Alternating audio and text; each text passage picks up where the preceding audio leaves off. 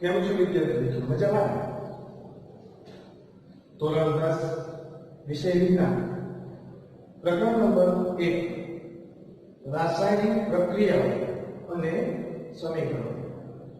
તો વિદ્યાર્થી મિત્રો, આજે આપણે રાસાયણિક પ્રક્રિયાઓ વિશે નોલેજ મેળવીશું. રાસાયણિક પ્રક્રિયાઓ કોને કહેવાય, ક્યારે થાય, જો રાસાયણિક પ્રક્રિયા થાય તેમાં શું થતું હોય, આવા જે આપણે પ્રશ્નો ઉદ્ભવી રહ્યા છે તેનો સંપૂર્ણ જવાબ આપણે અહીં મેળવીશું. ચાલો વિદ્યાર્થી મિત્રો, આપણે જોઈએ તો કે વ્યવહારમાં આપણા રોજિંદા જીવનમાં આપણે ઘણી બધી પરિસ્થિતિઓ જોવા મળતી હોય છે. એમાંની થોડી ઘણી પ્રવૃત્તિઓ પરિસ્થિતિઓને અહીં આપણે ઉલ્લેખ કર્યો છે. એ પરિસ્થિતિને આપણે સમજવાનો પ્રયત્ન કરીએ. તો ચાલો, ઉનાળામાં ઓરડાના તાપમાને દૂધને ખુલ્લું રાખવામાં આવે તો શું થાય? જો ઉનાળામાં આપણે દૂધને ખુલ્લું રાખશું મિત્રો તો શું થશે? તો કે દૂધનું તાપમાન ઓરડાના તાપમાન જેટલું થઈ જશે. એટલે કે દૂધનું જે પહેલા તાપમાન હતું એના કરતા દૂધનું તાપમાનમાં વધારો થયો. શું વધ્યું? તાપમાન વધ્યું. માટે આપણે કહી શકીએ કે જ્યારે દૂધને ઓરડાના તાપમાને રાખવામાં આવે છે ત્યારે દૂધનું તાપમાન વધે છે. તો મિત્રો, દૂધનું તાપમાન વધશે એટલે દૂધ છે એ બગડી જશે. સમજાય? તો ફેરફાર શું આવ્યો? કે જ્યારે ઓરડાના તાપમાને દૂધને નહીં ત્યારે દૂધ બગડ્યું. બીજી પરિસ્થિતિ જોઈએ તો કે લોખંડની વસ્તુને આપણે ભેજવાળા વાતાવરણમાં ખુલ્લું રાખવામાં આવે તો શું થાય? તો લોખંડની વસ્તુ કેવી રીતે? તો કે ટ્રેક્ટરના બાર છે, તવા, તપેલી, એવા ઘણા બધા લોખંડની જે વસ્તુઓ હોય છે એ લોખંડની વસ્તુઓને આપણે ભેજવાળા વાતાવરણમાં રાખવામાં આવે તો શું થશે? તો કે ભેજ સાથે પ્રક્રિયા થઈ તેના ઉપર એક કથ્થઈ રંગનું પડ બની જાય છે. શું ફેરફાર આવે છે? કથ્થઈ રંગનું પડ નામ છે. તો આ કથ્થઈ રંગનું પડ બનવાનું શા માટે? કઈ રીતે? તો કે તેના ઉપર કાચ લાગવાની ક્રિયા છે. કઈ ક્રિયા? કાચ લાગ્યો. શું ફેરફાર આવે? તો કે જ્યારે લોખંડની વસ્તુને આપણે ભેજવાળા વાતાવરણમાં રાખ્યું ત્યારે તેના ઉપર કથ્થઈ રંગનું પડ બન્યું, એટલે કે એના ઉપર કાચ લાગ્યો. ત્યાર પછીની પરિસ્થિતિ જો તો કે ગાસનું આથમણ થવું. આ આથમણની ક્રિયા મિત્રો આપણે આલ્કોહોલના ઉત્પાદન માટે ઉપયોગ કરીશું. આથમણ ક્રિયા શોર્ટ ક્વેશ્ચન છે તો આપણે વાત કરી તો કે આથમણ કાર્બન ડાયોક્સાઇડની હાજરીમાં અને ઓક્સિજનની ગેરહાજરીમાં આથમણની ક્રિયા થાય. ખોરાક આધારે છે આપણા શરીરમાં ખોરાકનું પાચન થાય છે. આપણે ખબર છે વિદ્યાર્થી મિત્રો કે જ્યારે આપણે ખોરાક ખાતા તો પાચનની ક્રિયા જ્યારે પૂર્ણ થાય ત્યારે આપણે કાર્બોહાઈડ્રેટ, પ્રોટીન, ચરબી એવા પોષક દ્રવ્યો મળતા હોય છે. અને શ્વસનની ક્રિયા તો કે ઓક્સિજન લે છે અને ખોરાકના કણ તૂટે છે એટલે આપણે ઉર્જા મળે છે. એ ક્રિયાની વાત છે. તો મિત્રો આપણે વિચારીએ કે આજની આપણે 5-6 પ્રવૃત્તિની જે વાત કરી, પરિસ્થિતિની વાત કરી, એ દરેક પરિસ્થિતિમાં જે પદાર્થ હવે શરૂઆતમાં હતો, તેની પ્રારંભિક પરિસ્થિતિ, પ્રારંભિક સ્થિતિ, એની પ્રકૃતિ, એનો સ્વભાવ અને તેની ઓળખમાં ફેરફાર આવે છે. શું છે? તો કે પ્રક્રિયા પહેલા જે પદાર્થ હતો અને પ્રક્રિયા પછી જે પદાર્થ હતો એ બે પદાર્થ અલગ પ્રકારના લાગે છે. એના સ્વભાવમાં એક ફેરફાર લાગે છે. તો આવો ફેરફાર આવ્યો શા માટે? કોના કારણે? તો વિદ્યાર્થી મિત્રો, અહીં એક ફેરફાર છે. આપણે અગાઉના ધોરણમાં અભ્યાસ કર્યો ભૌતિક ફેરફાર અને રાસાયણિક ફેરફાર. ભૌતિક ફેરફાર કોને કહેવાય? તો આકાર છે, કદ છે, એનું માપ છે, એમાં જો ફેરફાર આવતો હોય, જો ભૌતિક ગુણધર્મોમાં ફેરફાર થતો તો એને આપણે ભૌતિક ફેરફાર કહેતા હતા. પણ રાસાયણિક ફેરફાર આપણે કહીશું કોને? તો કે જો જે ફેરફાર દરમિયાન કોઈ નવો પદાર્થ બને, શરૂઆતમાં જે પદાર્થ હતો એના જે ગુણધર્મો હતા એના ગુણધર્મો કરતા અલગ પ્રકારના ગુણધર્મો ધરાવતો પદાર્થ બને તો ત્યાં રાસાયણિક ફેરફાર થાય છે એવું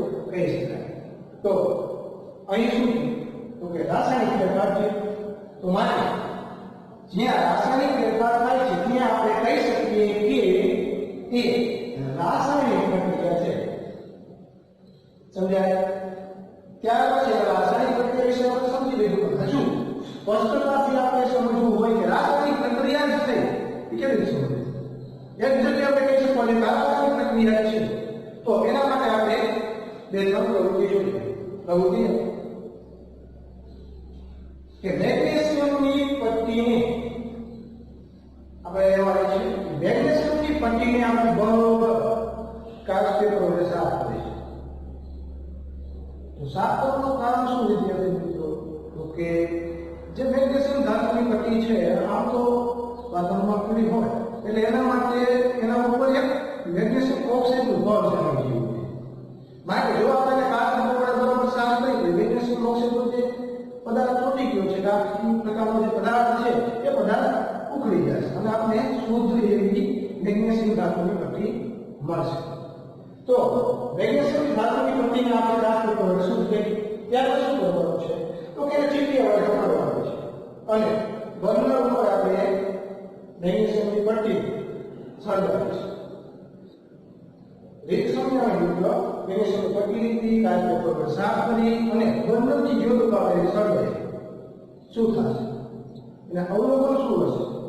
તો કે જ્યારે આ મેગ્નેશિયમની પટ્ટીને સળગાવવામાં આવે છે ત્યારે શું થશે? તો કે મેગ્નેશિયમની પટ્ટી જગાડતી સફેદ જ્યોતથી સળગશે. એવી જ્યોતથી જગાડતી સફેદ જ્યોત અને સાથે શું થાય છે? તો કે સફેદ રાખમાં પરિવર્તિત થશે. આજે મેગ્નેશિયમની પટ્ટીનું રૂપાંતર શેમાં થાય છે? Magnesium oxide. એ જે રાખ બની એ રાખ શું છે? એક સફેદ પાવડર જે કયો છે? મેગ્નેશિયમ ઓક્સાઇડનો. તો શું છે? તો કે મેગ્નેશિયમ તેમજ હવા સળગાવી શકે, હવાની હાજરીમાં શકે છે. તો માટે મેગ્નેશિયમ તેમજ હવાના ઓક્સિજન સાથે પ્રક્રિયા થઈ અને શું બને છે? મેગ્નેશિયમ ઓક્સાઇડ બને છે. મેગ્નેશિયમ ધાતુની બરાબર રાસાયણિક સમીકરણ સ્વરૂપે લખીએ તો કે મેગ્નેશિયમ ધાતુની ઓક્સિજન સાથે રાસાયણિક પ્રક્રિયા થઈ મેગ્નેશિયમ ઓક્સાઇડ બને છે. આ જે મેગ્નેશિયમ ઓક્સાઇડ છે તે આપણે રાખ સ્વરૂપે મળશે. બરોબર છે વિદ્યાર્થી મિત્રો? ત્યાર પછી આપણે વાત કરી આપણે રાસાયણિક સમીકરણને કેવી રીતે સંતુલિત કરવા એ આપણે આગળ સમજવાના છીએ. ત્યાર પછી આપણે પ્રવૃત્તિ એક જોઈ એમાં નિષ્કર્ષ શું નીકળે? પહેલા કીધું મેગ્નેશિયમની પટ્ટી પદાર્થ કેવો? ઘન. ત્યાર પછી એને સળગાવવામાં આવે ઓક્સિજનની હાજરીમાં છે. પછી જે આપણે નિપજ જોયું જે નવો પદાર્થ જોયું શું છે? મેગ્નેશિયમ ઓક્સાઇડ જે રાખ છે. તો આ રાખ સ્વરૂપનો પદાર્થ જો મિત્રો સોલિડ એટલે કે ઘન અને અહીં જે નવો પદાર્થ જોયો એ રાખ સ્વરૂપનો. તો અહીં શું છે વિદ્યાર્થી મિત્રો? તો કે જે શરૂઆતનો જે પદાર્થ હતો અને જે અંતિમ પદાર્થ છે એમાં કંઈક પરિવર્તન આવ્યું. કેવા પ્રકારનું પરિવર્તન આવ્યું? તો કે તેની અવસ્થા બદલાવી. સમજાય? તો અહીં આપણે કહીએ છીએ કે કયો ફેરફાર આવ્યો? તો કે અવસ્થામાં ફેરફાર અથવા તો અવસ્થામાં પરિવર્તન આવ્યું. સમજાય? ત્યાર પછી બીજી પ્રવૃત્તિ સમજીએ તો કે કસવડી છે. એક કસવડીમાં આપણે લેડ નાઇટ્રેટનું દ્રાવણ લેવાનું છે અને તેમાં પોટેશિયમ આયોડાઇડનું દ્રાવણ ઉમેરવાનું છે. તો વિદ્યાર્થી મિત્રો આપણે રાસાયણિક સૂત્રને બધું લાગુ કરીને ગાશું. તો કે લેડ નાઇટ્રેટ એક કસવડીમાં શું કીધું આપણે? Lead nitrate. હવે એ કસવડીમાં આપણે પોટેશિયમ આયોડાઇડ ઉમેરવાનું. બરાબર? બે ભેગા કરવામાં આવ્યા ત્યારે આ બંને ને ભેગા કરતા આપણે એક નવી નિપજ મળે છે, નવું પરિણામ મળે છે. તો શું મળે છે? તો કે લેડ આયોડાઇડ મળે છે, Pb આયોડ મળે છે અને પોટેશિયમ નાઇટ્રેટ મળે છે. ફરીથી જોઈએ તો કે લેડ નાઇટ્રેટ અને પોટેશિયમ આયોડાઇડને મિશ્રણ કરતા આપણે લેડ આયોડાઇડ અને પોટેશિયમ નાઇટ્રેટ મળે છે. હવે આપણે સમજવા જેવું શું છે? બે ભેગા નિપજ બરોબર છે, પરંતુ અહીં અહીં જે પોટેશિયમ આયોડાઇડ હતો એનો શરૂઆતમાં રંગ કેવો હતો તો કે કથ્થઈ રંગ હતો. શરૂઆતમાં રંગ હતો કથ્થઈ, અને આ જે પરિસ્થિતિ, આ જે પ્રક્રિયા છે એ પૂર્ણ થઈ ત્યારે એનો રંગ કેવો થઈ ગયો, લોહાનો રંગ પીળો થઈ ગયો. તો અહીં તો એક ફેરફાર થયો. શું ફેરફાર થયો તો કે રંગમાં પરિવર્તન થયું. જે પ્રારંભિક રંગ હતો એના કરતા જે આપણે કિંમત જે રંગ મળ્યો એ અલગ મળ્યો. તો શું થયું તો કે રંગમાં પરિવર્તન થયું. તો અહીં તો ફેરફાર થયો છે તો કે રંગમાં પરિવર્તન.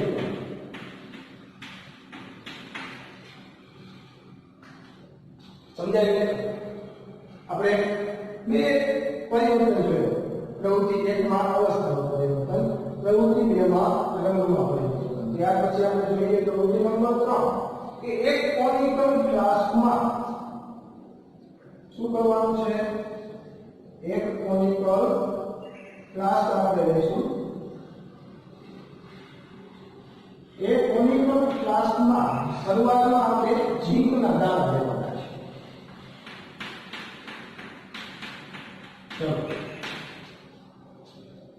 ચલો એક કોનિકલ ફ્લાસ્ક લીધો, તેમાં આપણે ઝીંકના દાણા લઈએ. તેમાં હવે મંદ હાઇડ્રોક્લોરિક એસિડ એટલે કે HCl, મંદ હાઇડ્રોક્લોરિક એસિડ એટલે HCl, અને અથવા તો સલ્ફ્યુરિક એસિડ. સલ્ફ્યુરિક એસિડ એટલે તો કે H2SO4. રાસને સૂત્ર યાદ રાખીશું. કોનિકલ ફ્લાસ્કમાં આપણે ઝીંકના દાણા લીધા, તેમાં આપણે મંદ હાઇડ્રોક્લોરિક એસિડ અને સલ્ફ્યુરિક અથવા તો સલ્ફ્યુરિક એસિડ જેમાંથી આપણે કોઈ પણ કહી શકીએ છીએ.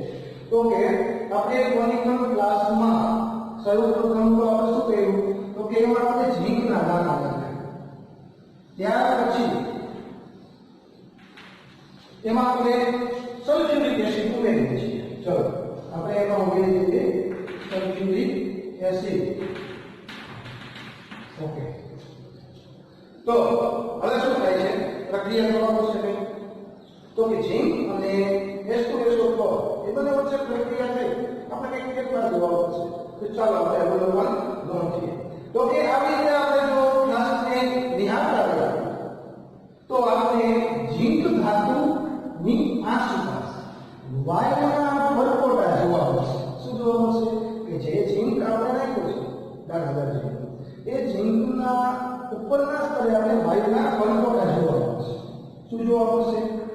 પરપોટાઓ જોવા મળશે. ચલો કંઈક ફેરફાર થયું. શું ફેરફાર થયું? વાયુના પરપોટા જોવા મળ્યા. કે ઝીંક ધાતુની આસપાસ આપણે વાયુના પરપોટા જોવા મળે છે. તો આ પરપોટા હશે છે પ્રશ્ન થવાનો છે. તો કે આ ઝીંક અને H2SO4 એ બંને વચ્ચે જ્યારે પ્રક્રિયા થાય છે તો કે નિપજ સ્વરૂપમાં પ્રક્રિયા કરવા છતાં કંઈક જે નવો પદાર્થ બને છે ત્યારે એ નવા પદાર્થમાં આપણે કોઈક વાયુ મળે છે.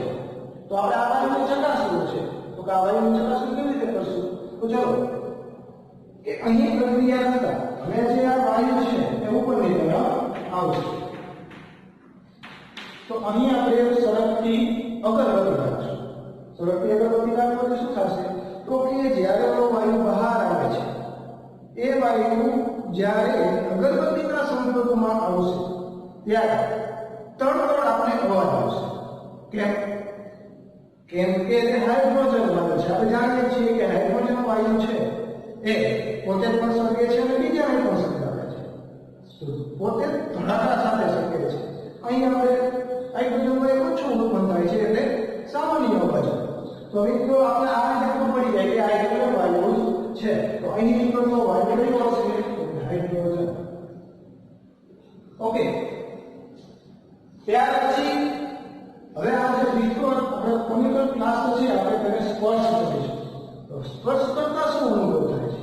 તો સ્પર્શ કરશું એટલે આપણે એનું તાપમાન વધારે રાખશે. અહીં જે ફ્લાસ્ક છે જે શરૂઆતમાં હતો ઠંડો તેનાથી ગરમ થઈ જાય છે. તો પણ આ પ્રક્રિયામાં બીજો ફેરફાર પણ થયો. કયો ફેરફાર? તો કે તાપમાનમાં વધારો થયો. તો અહીં મિત્રો આ જે આપણે પ્રક્રિયા જોઈ, આ જે પ્રવૃત્તિ જોઈ, એ પ્રવૃત્તિમાં આપણે બે પ્રકારના ફેરફાર જોવા મળ્યા. તો એક તો છે કે વાયુના પરપોટા અથવા વાયુનો ઉદ્ભવ થયો, વાયુનો ઉદ્ભવ સાથે બીજો ફેરફાર કયો જોયો તો કે તાપમાનમાં વધારો, તાપમાનમાં પરિવર્તન.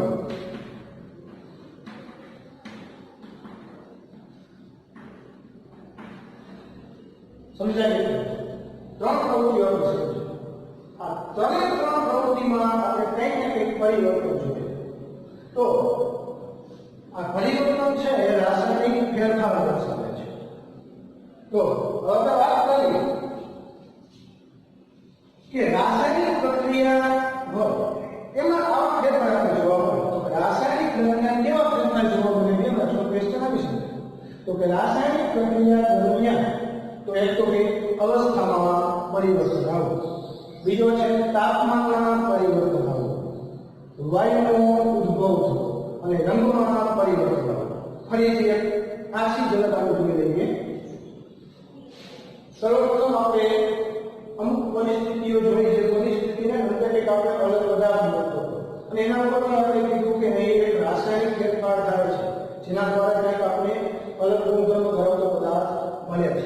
જ્યારે રાસાયણિક ફેરફાર થાય ત્યારે રાસાયણિક પ્રક્રિયા થઈ એવું કહી શકાય. તો ત્યારબાદ આપણે તેને વધુ સ્પષ્ટ રીતે સમજવા માટે પ્રવૃત્તિઓ છે.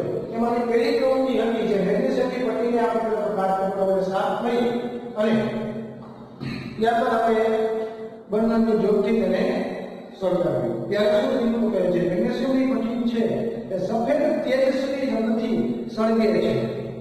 મિત્રો આ જે પ્રવૃત્તિ જ્યારે આપણે કરી ત્યારે ખાસ ચશ્મા પહેરી, કેમ કે એ તેજસ્વી પ્રકાશના લીધે આપણી આંખને નુકસાન થઈ શકે છે. ત્યારબાદ તો કે જ્યારે મેગ્નેશિયમની પટ્ટીને આપણે સળગાવી ત્યારે ઓક્સિજન સાથે પ્રક્રિયા થઈ અને મેગ્નેશિયમ ઓક્સાઇડ બન્યું. મેગ્નેશિયમ ઓક્સાઇડ કેવા સ્વરૂપે મળ્યું? આપણે રાખ સ્વરૂપે.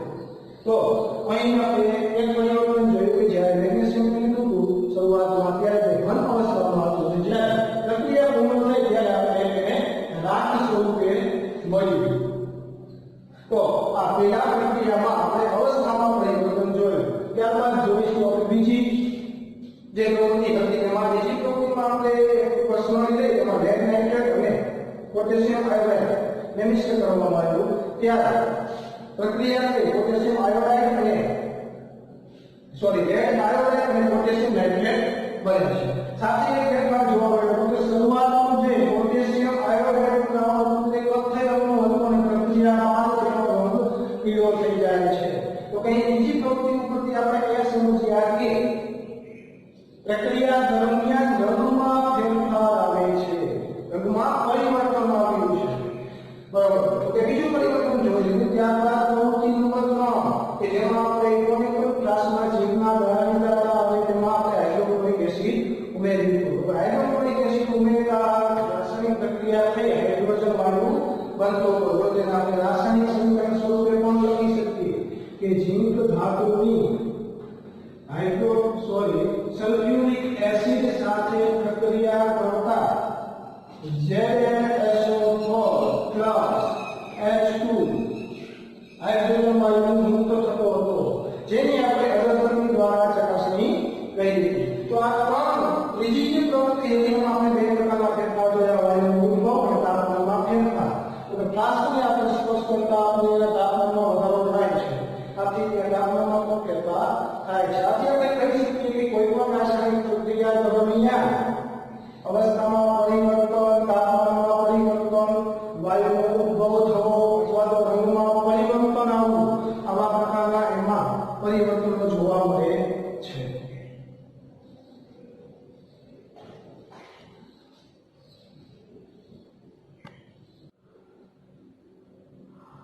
આપણે પ્રવૃત્તિ જોઈ. પ્રવૃત્તિ શું હતું તો કે મેગ્નેશિયમની પટ્ટીને આપણે બનાવવા શીખાવી. ત્યાં શું થયું કે મેગ્નેશિયમ અને ઓક્સિજન સાથે પ્રક્રિયા થઈ મેગ્નેશિયમ ઓક્સાઇડ આપણે મળ્યો. તો જો વિદ્યાર્થી હવે આપણે વાત કરવાની છે રાસાયણિક સમીકરણ કે જે રાસાયણિક પ્રક્રિયા થાય છે એને આપણે રાસાયણિક સમીકરણ વડે દર્શાવવાનું છે. ઓકે, રાસાયણિક પ્રક્રિયા જે થાય છે એ તો વાક્ય સ્વરૂપે લખવા છે. તો એ કેવું લખાણ થશે, લાંબુ થઈ જશે. કઈ રીતે? જેમ કે મેગ્નેશિયમ ધાતુની ઓક્સિજન સાથે પ્રક્રિયા થઈ મેગ્નેશિયમ ઓક્સાઇડ બને છે. આ ઊંચે વાક્ય બોલ્યો છે, એ કેટલું લાંબુ થયું. તો શું આને હજુ પણ ટૂંકમાં લખી શકે? તો કે હા. કઈ રીતે? તો કે પ્રક્રિયાને આપણે શાબ્દિક સ્વરૂપે લખશું, શબ્દમાં. કઈ રીતે? તો કે મેગ્નેશિયમ ધાતુ પ્લસ ઓક્સિજન. મેગ્નેશિયમ ધાતુની ઓક્સિજન સાથે પ્રક્રિયા થઈ શું બને છે? Magnesium oxide. તો અહીં શાબ્દિક સ્વરૂપે લખી મેગ્નેશિયમ પ્લસ ઓક્સિજન. તે પછી શું બને છે? તો કે મેગ્નેશિયમ ઓક્સાઇડ. તો અહીં આ જે નિશાની છે તેને આપણે તીર કહીએ છીએ. બરોબર? હવે આપણે આગળ વાત કરીએ તો કે અહીં શું છે? તો કે અહીં રાસાયણિક ફેરફાર અનુભવતા પદાર્થ કોણ? આ જે પ્રક્રિયાને શાબ્દિક સ્વરૂપે લખી કે મેગ્નેશિયમ પ્લસ ઓક્સિજન, એમાંથી શું બને છે? Magnesium oxide. તો અહીં જે રાસાયણિક ફેરફાર અનુભવવાનો કોણ છે? તો કે રાસાયણિક ફેરફાર અનુભવવાનો છે મેગ્નેશિયમ અને ઓક્સિજન. તો જે રાસાયણિક ફેરફાર અનુભવે તેને શું કહેવાય? પ્રક્રિયકો. ફરીથી વિદ્યાર્થી મિત્રો, કે જે પ્રક્રિયામાં ભાગ લેતા હોય અને જે રાસાયણિક ફેરફાર અનુભવતા હોય તેને પ્રક્રિયકો કહેવાય. અને પ્રક્રિયા દ્વારા જે નવો પદાર્થ બને છે, તો અહીં પ્રક્રિયા કઈ પણ જોડે મેગ્નેશિયમ અને ઓક્સિજન જોડે પ્રક્રિયા થઈ અને બનતો નવો પદાર્થ મેગ્નેશિયમ ઓક્સાઇડ છે. તો જે નવો પદાર્થ બન્યો તેને આપણે કહીશું નિપજ. શું કહીશું? નિપજ. તો અહીં આપણે બે બાબતો સમજી, પ્રક્રિયકો અને નિપજ.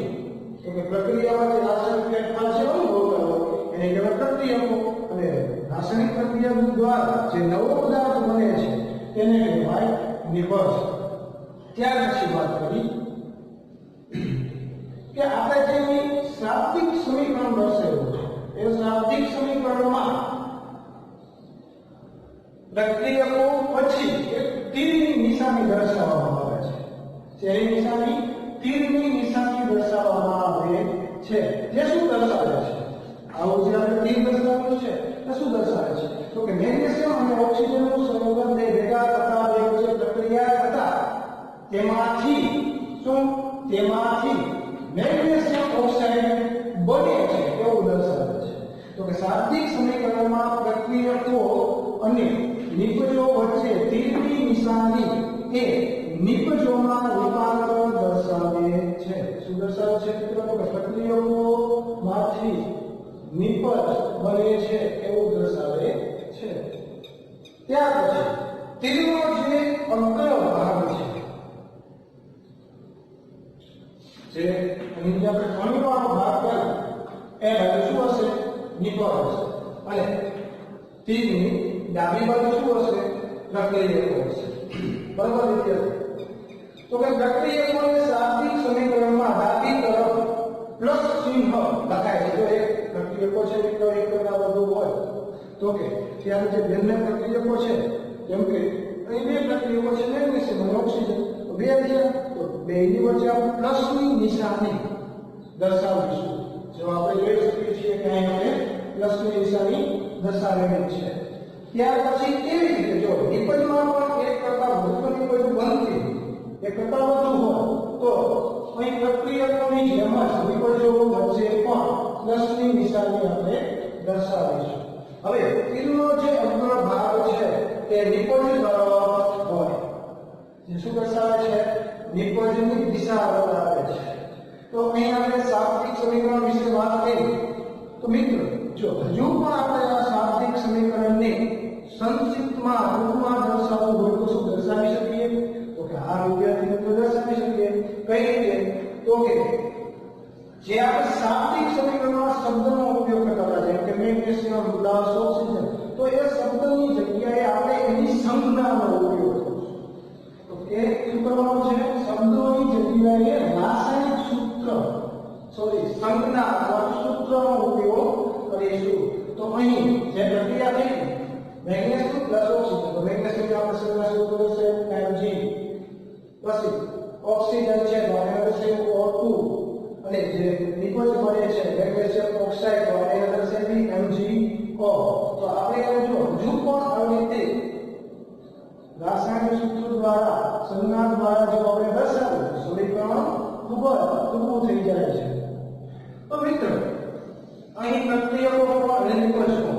કે તીરની ડાબી બાજુ એટલે કે લેફ્ટ હેન્ડ સાઈડ,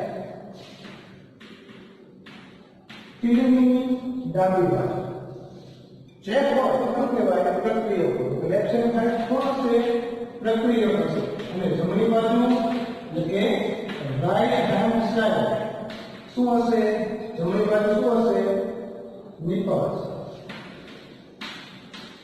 ઓકે, સમજાય? તો કે તેની ડાબી બાજુ પ્રક્રિયકો હોય અને તેની જમણી બાજુ નિપજો હોય. અને આ જે તીર છે એ પ્રક્રિયકોનું નિપજોમાં રૂપાંતર દર્શાવે છે. એટલે કે આમાંથી આ બને છે. ત્યાર પછી વાત કરી કે તીરની ડાબી તરફ અને જમણી તરફના પરમાણુ, અહીં પણ પરમાણુ છે મેગ્નેશિયમ ઓક્સિજન છે અને અહીં પણ છે મેગ્નેશિયમ ઓક્સિજન, બરોબર? તો કે એ જે તત્વના પરમાણુ છે એ સમાન નથી. જો અહીં મેગ્નેશિયમ 1 છે, અહીં મેગ્નેશિયમ 1 છે, અહીં ઓક્સિજન 2 છે, પરંતુ અહીં ઓક્સિજન 1 છે. તો મિત્રો અહીં ડાબી તરફ અને જમણી તરફ જે પરમાણુઓની સંખ્યા છે એ સરખી નથી. તો આવા સમીકરણને આપણે શું કહીશું? અસંતુલિત સમીકરણ. જો પ્રક્રિયકો અને નિપજોના પરમાણુઓની તત્વના પરમાણુઓની સંખ્યા સમાન ન હોય તો એવા પ્રકારના સમીકરણને આપણે અસંતુલિત સમીકરણ કહીશું. તો કેમ અસંતુલિત કહીશું? તો કે કારણ કે સમીકરણના બંને તરફના જે દળ છે એ સમાન નથી. આપણે ધોરણ 9 માં અભ્યાસ કર્યો કે કોઈ પણ